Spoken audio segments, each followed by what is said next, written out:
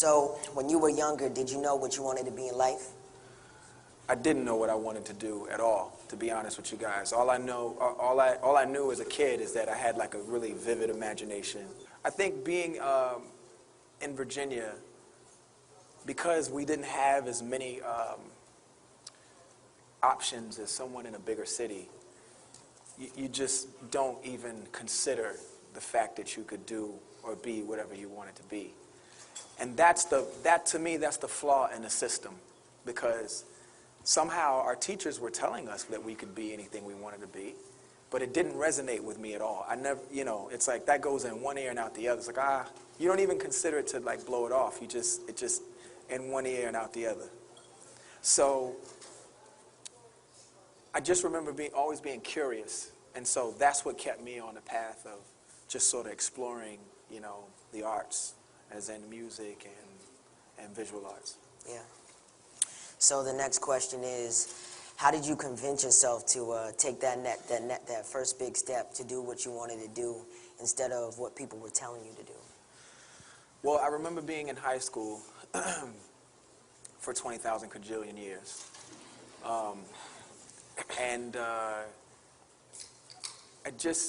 When we were given the opportunity, a lot of my teachers, of course, because they weren't really well versed in like the music industry, as it was a foreign business to their area. They're like, well, make sure you get your education, and that they were right about. But they went a little bit beyond that. It went more toward the side of, and besides, that only lasts for this long or that long, and I'm up here talking to you guys right now, so it just goes to show you what curiosity can do for the individual. If you're curious, you'll keep chasing it. That's why, the mantra for Kidult is feed your curiosity. Yeah. So, where does your inspiration come from? Fashion, music, art, everything?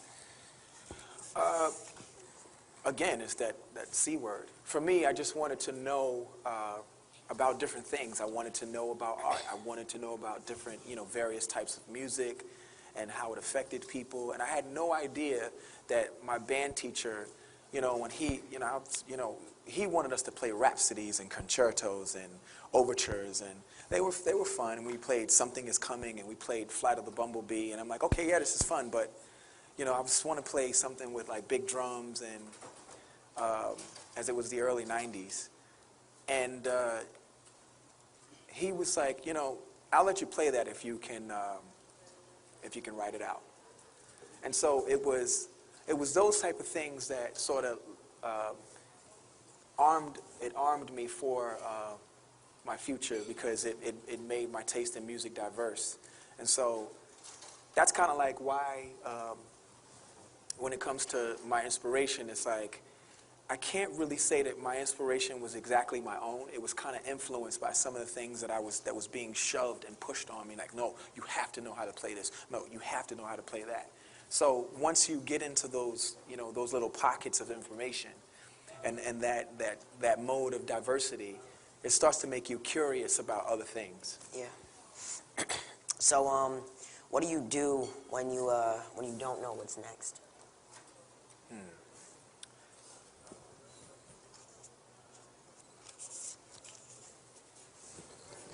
I think I spend 50% of my time, again, just exploring different things, to just do it because it piques my interest. Mm-hmm. But I think the other 50% of the time, I'm influenced by what I've done and how much further I want to take it. So from there, you start to build these ideas up on this side. Like, okay, because this is your right side, mm-hmm. right? So these are the things that are like a little bit more concrete and a little bit, where it requires the vision to build. So you're more like an architect over here. Over here, you're pioneering and you're discovering.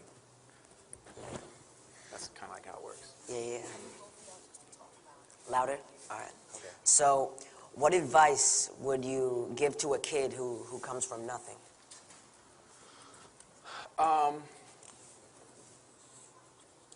Well, let's define what nothing is. Yeah. When you say that you come from nothing, you're saying I come from nothing. Like nothing. Do you know what nothing is? Nothing is a void. Nothing is deep space with no stars. Nothing is, it's not possible for you to exist in nothing. So there's no such thing as nothing. It's all relative. So when you say, I was just explaining this to an old friend the other day who was saying, I have it so hard, it's so tough, and it's so crazy, and, I don't have anything. Well, sure you do. You have the same things that Bill Gates has. Because just like him, when he dies, you know what you're going to take with you? That's exactly right. So while the apartment may smell funny, while there may be pests and rodents, because that's what people generally relate to nothing, right? Come from nothing. And the car is a Hyundai, if there is a car. Or there's bus tickets, or train and free lunch. Nothing, right? It's not true. Imagine the people who live out in remote villages that have never heard of the iPod. But they're happy. And they would argue with you when you tell them that they have nothing. Nothing is a perception. So if your reality is merely just your perception and a perspective, these things are interchangeable. So first, you need to, when you say you come from nothing, you should probably reevaluate that and think about it. Because if you're not cancer stricken and you don't have AIDS and you have your legs and your fingers, I'd say you have a bigger chance as you have a huge advantage over people who are amputees who are really doing good in life, and people who have had AIDS for 10 years who are really succeeding, and people who have cancer that are fighting every day, but still they are working at the things that they love to do in life. I would say you have a little bit more than what you thought was nothing. That's true. So what should you tell yourself when you failed at something or something didn't, go the way you thought it would? We all have egos, and it's okay to have a sense of self-awareness and identity, but it's not okay to have an ego, because what an ego does is, the ego is a funny entity within the human brain. It is on your side when you are doing great. But have you ever noticed when you think you failed, it's the ego in your mind that tells you it's so bad. Everyone's looking at you.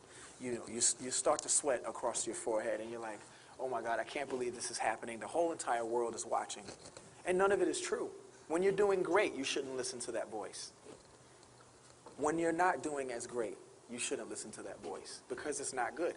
When you're doing great, it's going to get you hooked on that feeling, so that when you come down, because life is a roller coaster. There's valleys and peaks. When you hit that valley, if you can't deal, then you won't make it. So for me, I would say, first off, get rid of the ego. And then I would switch the word failure for lesson. It's like we've put together, well, not we, actually, Mimi Valdez and her team have put together this conference. And this is our first attempt, but we couldn't help but get you guys in the room because we didn't want to waste any more time. We got like 500 kids here that are going to go out and make a huge difference as soon as they leave this place, hopefully. But you know what? We took a risk because there are cracks and there are holes. And that's not failure. It's useful information for the future. All successful corporations do that. It's called R&D. So you don't have failures. You have research and development. So you just have to change your perspective. There's no such thing as a failure. It's true. So how important are test scores as compared to confidence and social skills? GPAs are measurements. It's a unit of a measurement of what you know up to that moment. Once you take the test, even Mr. Steve Perry can tell you that, well, that was what you did that day. And because you took that test, you now have an advantage. You have a way of measuring